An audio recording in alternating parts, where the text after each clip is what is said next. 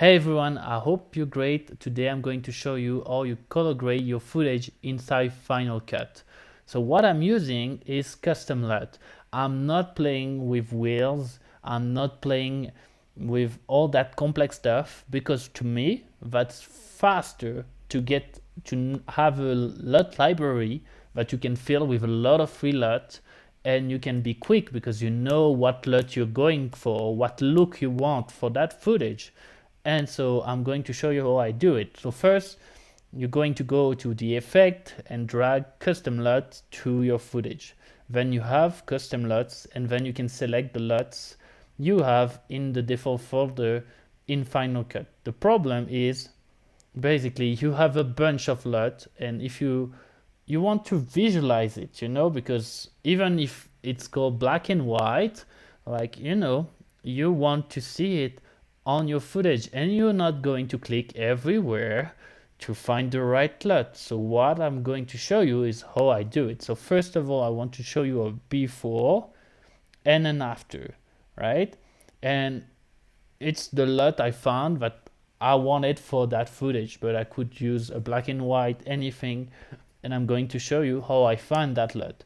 So first, we start with that, and we're going to export a frame, so save current frame to the desktop, and from that we're going to visualize how it looks with all the LUTs we have.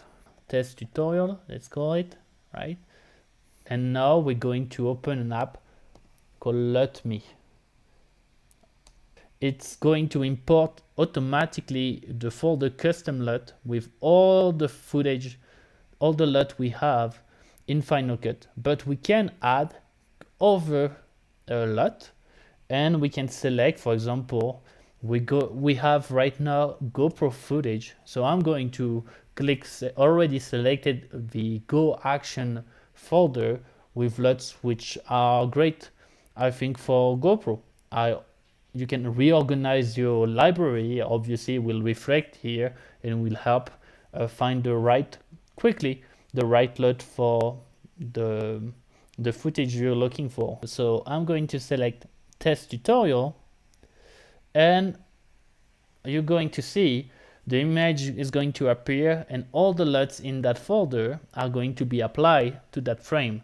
So basically now, so obviously because of the recording, as I say, it's a bit slower, but you can see all the LUTs apply. You can see a before, an after, and you can just find the right LUT you're looking for, clicking in the Yoki LUT. Let's see what it looks like, and yeah, let's say you like that one.